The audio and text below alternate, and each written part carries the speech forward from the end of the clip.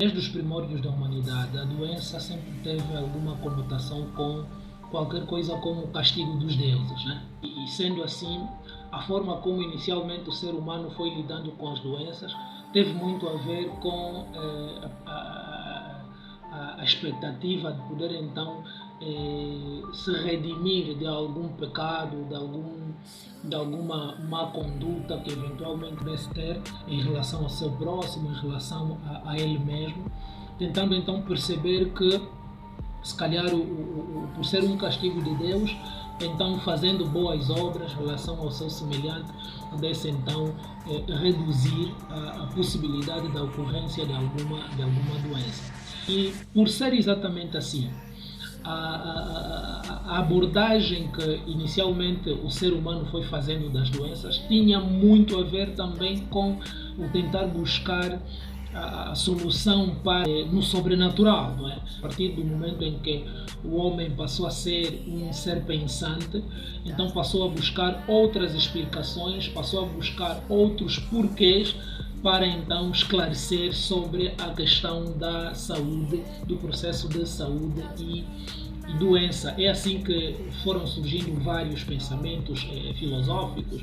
Hipócrates foi a pessoa, foi o indivíduo que pela primeira vez então concebeu a ideia de que a doença tinha causas naturais. Hipócrates foi o primeiro a conceber que, na verdade, existiam outras causas que resultavam de um desequilíbrio entre a natureza e o próprio ser humano, então para poder explicar o processo de saúde. A partir do momento em que o ser humano percebeu que haviam fatores da natureza que podiam de facto interferir no processo de saúde e doença, então o ser humano passou a buscar soluções mais terrenas ao invés de confiar única e exclusivamente na intervenção da divindade. É assim que inicialmente o ser humano começou a utilizar plantas, tanto de forma empírica, obviamente. Com o uso dessas plantas foi se acumulando cada vez mais o conhecimento sobre a utilização delas, até que então atualmente surgiram as ideias mais modernas sobre a utilização dos medicamentos já mais processados e fabricados mesmo em laboratórios. Mas ainda assim, mais de 80% da população do terceiro mundo ainda faz recurso ao uso de plantas, portanto faz recurso à chamada fitoterapia.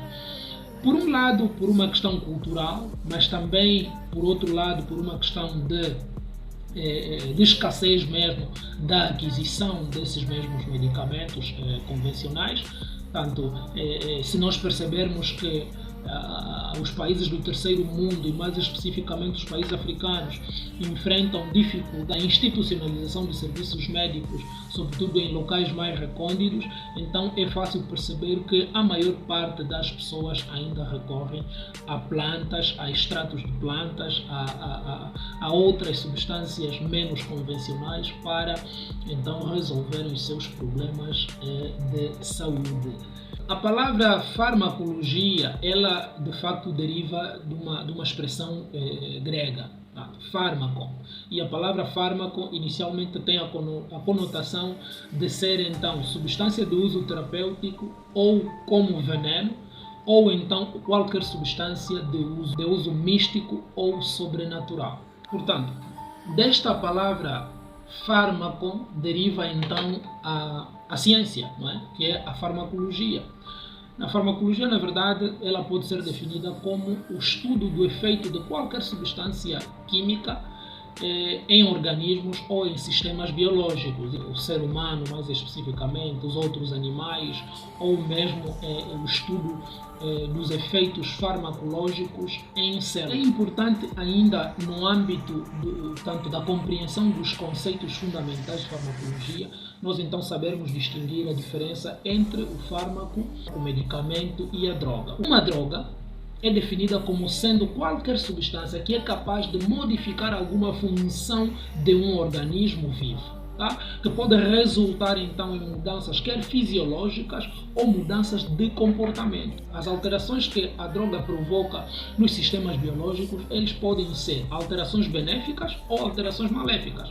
Se essas alterações forem benéficas, esta mesma droga é chamada de fármaco. Se essas alterações forem causar algum malefício, forem causar algum prejuízo para o organismo ao qual foi introduzido, este mesmo fármaco, esta mesma droga, é então chamada de droga tóxica. Um medicamento é uma substância medicinal e seus associados que, quando utilizados em pessoas ou animais, eles podem servir para diagnosticar, para prevenir, para tratar, para investigar ou para modificar alguma função fisiológica. Na composição do medicamento existem duas partes, que é o fármaco e os excipientes. O fármaco e os excipientes. Aqui os excipientes também podem ser chamados de veículos. Tá?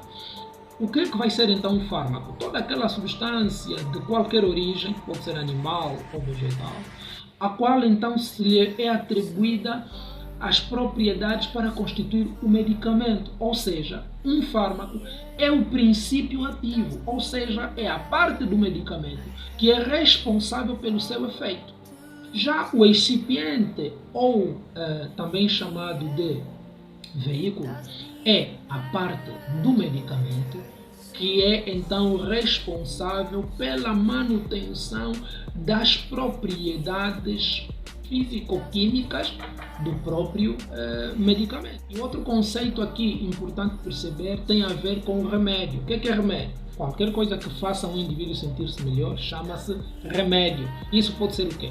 Pode ser um medicamento, pode ser o clima, pode ser uma determinada terapia, pode ser fisioterapia, pode ser uma massagem, pode ser ouvir uma música. Portanto, qualquer coisa que faça qualquer pessoa sentir-se bem chama-se remédio. Portanto, aqui a conotação de remédio não tem necessariamente a ver com algum medicamento específico. Qualquer coisa que faça o indivíduo sentir-se bem chama-se remédio.